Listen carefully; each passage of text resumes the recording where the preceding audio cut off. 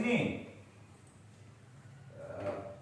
Tetapi kalau kita mengacu kepada prisma depan, dari sini tempatnya ke sono. Tergantung nanti programnya atau ke kesepakatan nanti. Coba ini, misalkan yang dijadikan acuan adalah selalu prisma depan, maka selalu begini sudutnya. Yang ini dari sini, yang ini sini, yang ini dari sini. Begitu. Karena ini tadi azimutnya sudah diketahui, maka dijumlahkan dengan sudut ini, B juga akan ketahuan azimutnya, betul? Dan jaraknya sudah didapat di lapangan, lengkap, jadi koordinat. Makanya pada saat pengukuran situasi, karena tidak terlalu teliti, untuk yang biasa luar biasa cukup yang belakang depan. Untuk yang pengambilan samping atau pengambilan situasi cukup dengan bacaan biasa saja. Paham sini? Siapa? Karena antara A dan B tidak. Bisa dikatakan sampai sini? Ya. Baik. Nanti bagaimana pelaksanaannya akan disampaikan oleh Bintara Pelatih, akan mana yang digunakan. Yang penting pasti sudah kepaham. Oh begitu maksud pelaksanaan pengukuran, sehingga kita dapat hasil ukuran hasil data X, Y, Z itu dari hal ini. Jangan lagi begini nanti pasis yang satu ngambil dari sini, yang satu ngambil sini, satu titik diambil selang-seling, yang satu ngukur sini, atau dihitung dari sini, yang satu dihitung sana, ya itu salah. Nanti kacau, ya. Jadi satu titik saja. Ini kalau situasi ini dari sini, ya dari sini semua, atau sini. Begitupun di depan. Kalau sudah pasti mengambil yang ini, kalau kita hitung manual, ya, udah ngambil yang ini, nanti ya semua yang di depan itu sebagai acuan sudut setar kepada titik situ kan? Oke. Maka setelah ketemu titik A, B, C berupa koordinat, tinggal kita tarik garis sesuai dengan kondisi seket.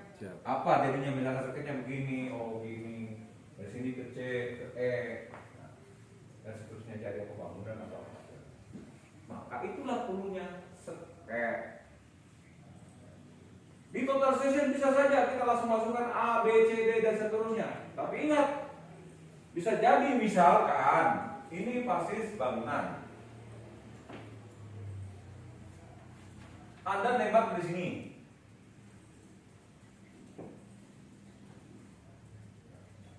Jangan titik 1. Nembak sini A. Nembak sono B. Nembak sini C. Anda ngacak, tidak berputar, mengatakan A, B, C. Boleh tidak? Boleh saja. Enggak salah. Yang penting diambil datanya. Hanya saja ketika sudah menjadi gambar, nanti akan begini. Kalau secara otomatis nih, kalau kita tidak bikin seketnya, udah pokoknya nggak usah diseket. Anda juga tidak pernah tahu bahwa bangunnya seperti apa. Akan menghasilkan begini, dari A ke B, betul? Nah, B ke C. Jadi begini. Nah, padahal yang diharapkan adalah ini tidak ada. Tapi di dalam penggambaran otomatis akan begini nantinya A, B, C. Padahal di sini masih ada. Nah, itu yang dimaksud. Paham sampai sini? Ya. Itulah tugas, itulah fungsinya daripada seket, dan juga atributing data-data sesuai dengan huruf atau angka di dalam lambung kita. Termasuknya RTK. RTK ambil sini A, ambil sini B, ambil sini C, ambil sini D, E.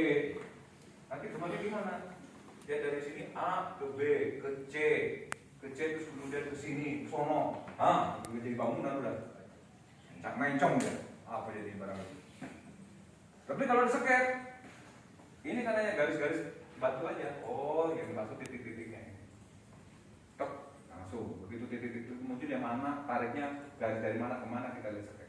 Itu saja yang perlu saya berikan pemahaman dulu tentang filosofi dari mana kita mendapatkan data XYZ tentang ukuran situasi. Silakan lanjut. Jelas? Bisa dipahami? Oke.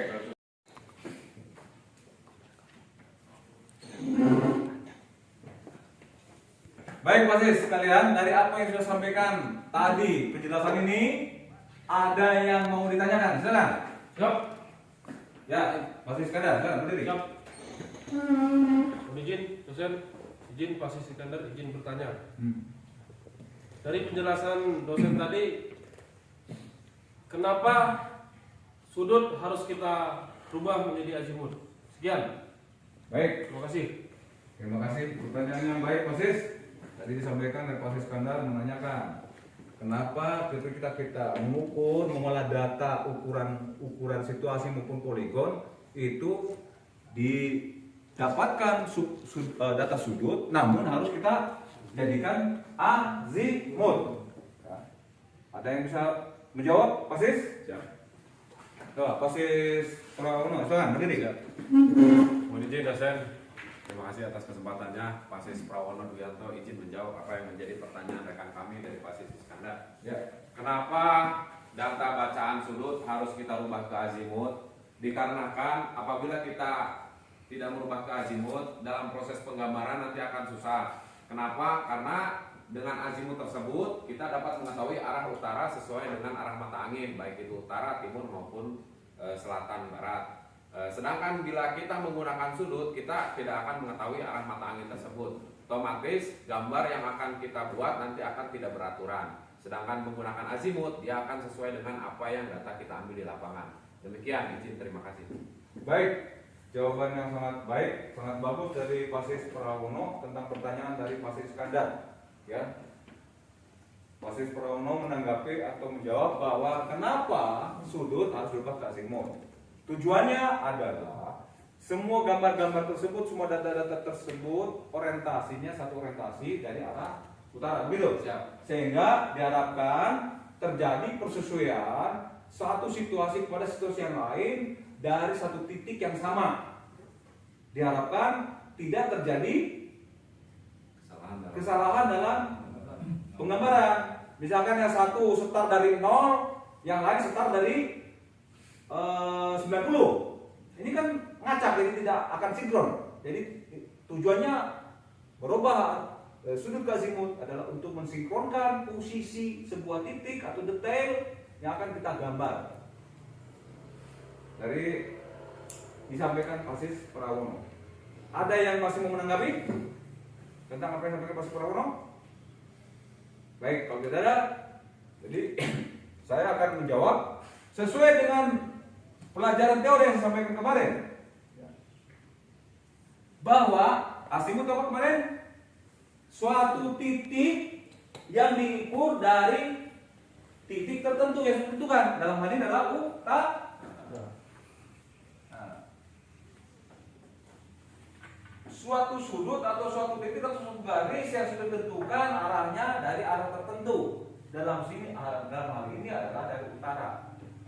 Sesuai dengan arah jamnya membesar. Ya. 90 di sini, 180, 270 dan seterusnya. Maka setiap titik-titik, misalkan dari sini diukur ke sana, ini berapa azimutnya? Ini berapa azimut? Sehingga semua sudut-sudut yang didapatkan di lapangan akan mempunyai orientasi yang sama. Ini adalah bentuk kesepakatan sehingga nanti siapapun yang menggunakan atau siapapun yang membuat data tersebut persepsinya sama. Sama kalau kita menggunakan ukur meja ini, pasti salah satu menggunakan penggaris standar 100 meter yang standar senti. Kemudian ada yang menggunakan sistem depak, sistem ini digunakan oleh orang Jawa. Ketemu enggak? Tidak. Perbedaan akan artinya persepsi tidak sama. Barangnya sama karena beda parameter akan menghasilkan pemahaman yang berbeda. Padahal diharapkan adalah dalam ini ukuran ini akan satu persepsi antara kita. oh meja itu adalah panjangnya 100 cm, maka kita gunakan cm. Tapi kalau kadang ukur mau pakai depak, ya sepakati dulu. Oke, silakan Pak Sri Michael. Izin Pak, saya bertanya dulu. Pertanyaan saya, kenapa dalam pelaksanaan pengukuran situasi terlebih dahulu kita harus menggunakan sketsa? Baik, pertanyaan yang baik. Ini diharapkan semua bisa memahami pertanyaan Pak Sis Michael. Bertanya, izin, kenapa setiap kita melaksanakan pengukuran, khususnya dalam pengukuran situasi, harus ada sket lapangan? Silakan. Jelas pertanyaan ini? Siap. Ada yang mau jawab?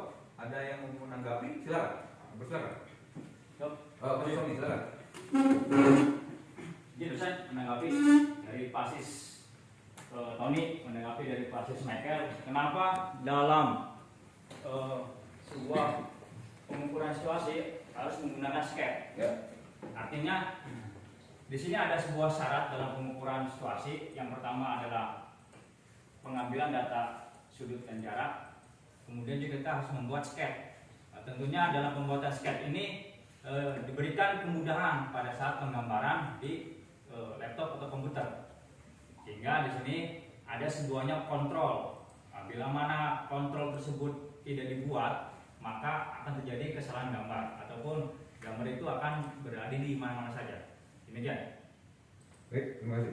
Siap. Ya itu dari Pak Sistoni menjawab, yang saya bisa sedikit simpulkan bahwa dengan adanya kita men-sket itu menjadi kontrol pada saat kita melaksanakan pengolahan penggambaran. Itu kurang lebihnya. Ada yang masih menanggapi? Ada yang menanggapi? Oke, baik. Posisi sekalian sudah kita ketahui bersama. Ketika kita mengukur situasi itu banyak tidak? Banyak, ratusan bang. Sementara kapasitas kemampuan daya ingat manusia itu kan terbatas. Oke? Nah, dari titik ini ada bangunan, titik sana ada jalan, titik sana ada apa lagi? Ini akan timpang tindih data ini, banyak sekali. Sementara nanti data ini harus kita gambar sesuai kondisi lapangan. Dihadapkan tadi kemampuan daya ingat kita dan seterusnya, maka kita harus membantu untuk bagaimana data tersebut nanti pada saat kita gambar sesuai dengan kondisi lapangan. Salah satunya kita sket. Sket itu adalah memudahkan daya ingat kita ketika tadi kita melaksanakan pengukuran. Oh,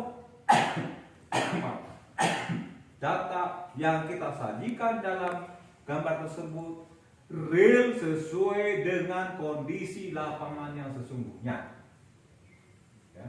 Jadi betul yang dikatakan oleh Pak Sis Tony, membantu.